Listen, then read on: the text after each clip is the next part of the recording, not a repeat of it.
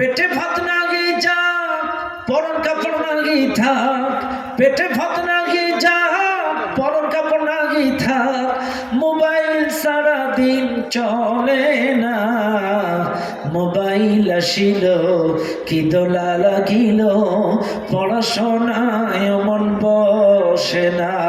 কতক্ষণ ঠিক কিনা? রাত 12টার পরে নাকি যখন ফোন করে দু চোখেতে ঘুম। কথা না আসে না, আসে, আসতে কর না। রাত 12টার, আমি কিন্তু সবার বান্ধবীর নাম জানি না, যারটা যে একটু মনে করে নিয়ে আর কি। রাত 12টার পরে বান্ধবী যখন ফোন করেন দু চোখেতে ঘুম আসে না, রাত জাগিয়া ফোনে চ্যাট করিয়া, রাত জাগিয়া ফোনে কথা বলিয়া, ফজরের নামাজে ঘুম ভাঙ্গে না, মোবাইল আসিল কি দোলা লাগিল, পড়াশোনায় মন বসে না, মোবাইল আসিল কি দোলা লাগিল, পড়াশোনায় মন।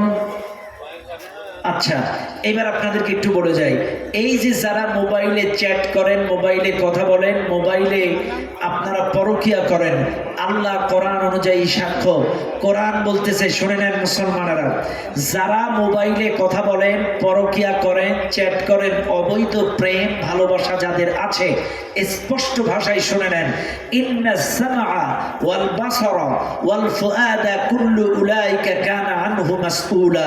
কোরআন বলতেছে কিয়ামতের দিন মানুষের প্রত্যেকটা অঙ্গ প্রত্যঙ্গকে প্রশ্ন করা হবে। কানকে প্রশ্ন করা হবে, কান তুমি কি শুনেছো? চোখকে প্রশ্ন করা হবে, চোখ তুমি কি দেখেছো? হাতকে প্রশ্ন করা হবে, হাত তুমি কি করেছো? পাওকে প্রশ্ন করা হবে, পাও তুমি কোথায় গিয়েছো? অন্তরকে প্রশ্ন করা হবে, অন্তরে কি লালন করেছিলে? প্রত্যেকটা অঙ্গ প্রত্যঙ্গ আপনার কৃতকর্মের সাক্ষ্য প্রদান করবে। মনে রাখবেন, আপনি যদি কানে গান বাজনা শুনে থাকেন, কান সাক্ষ্য দেবে।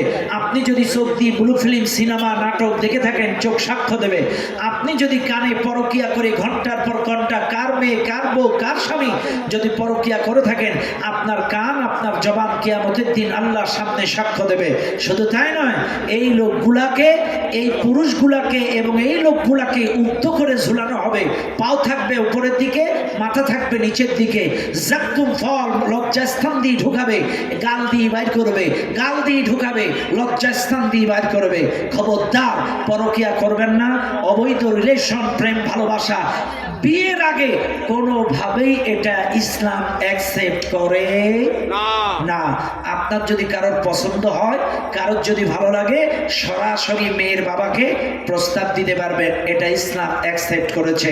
সরাসরি প্রস্তাব দেওয়া জায়েজ। তবে এইভাবে পরকিয়া, জেনা, ব্যভিচার এগুলো করা কোনোভাবেই জায়েজ নয়। আল্লাহ পাক আমাদেরকে বোঝার তৌফিক দান করুন, বলেন আমিন।